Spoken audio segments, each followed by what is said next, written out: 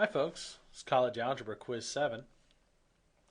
We're asked to use properties of logarithms to expand this complicated logarithm. So we're starting with the natural log of x squared over ey. And since we're expanding from the inside of the logarithm, we're going to do everything in the opposite order of operations. So if I substituted values for x and y, the last thing I would perform is the division. That means that's the first thing I'm going to undo. So I'm going to take this as the natural log of x squared minus the natural log of ey. So this is our quotient rule. The natural log of a quotient, division on the inside, is subtraction on the outside.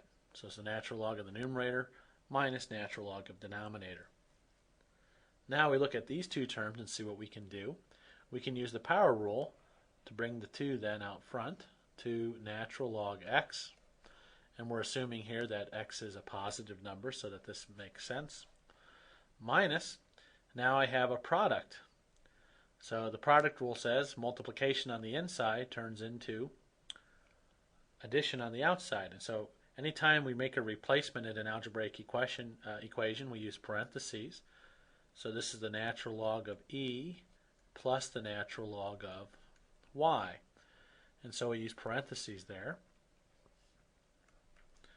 And now I simplify. I have 2 natural log of x minus the quantity, the natural log of e.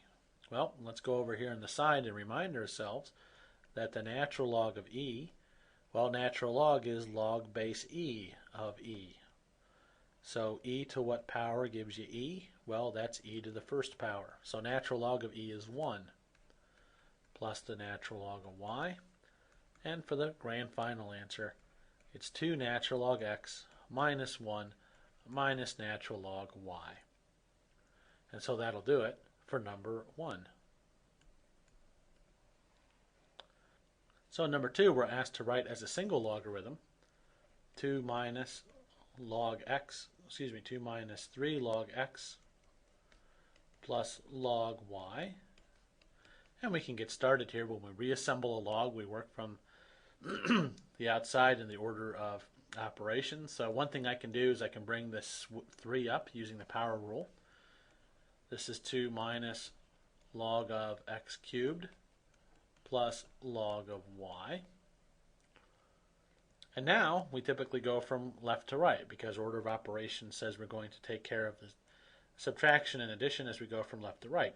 And so the problem is, what do we do with that 2? Because that 2 is not written as a log. So we go back to properties of logs. Once again, if log is there by itself, we really mean this is log base 10. So we can rewrite 2 as log base 10 of 10 squared. So that's the inverse property of logs.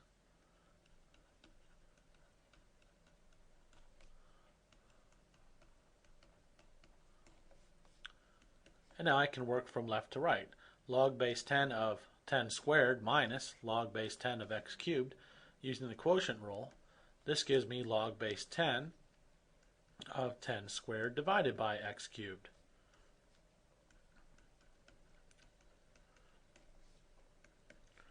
And last but not least, the product rule says if I have log base 10 of one thing plus log base 10 of the other, this is log base 10 of their product.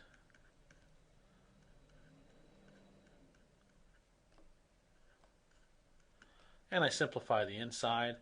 I'm going to get log base 10 of 100y over x cubed. And that'll do it for number 2.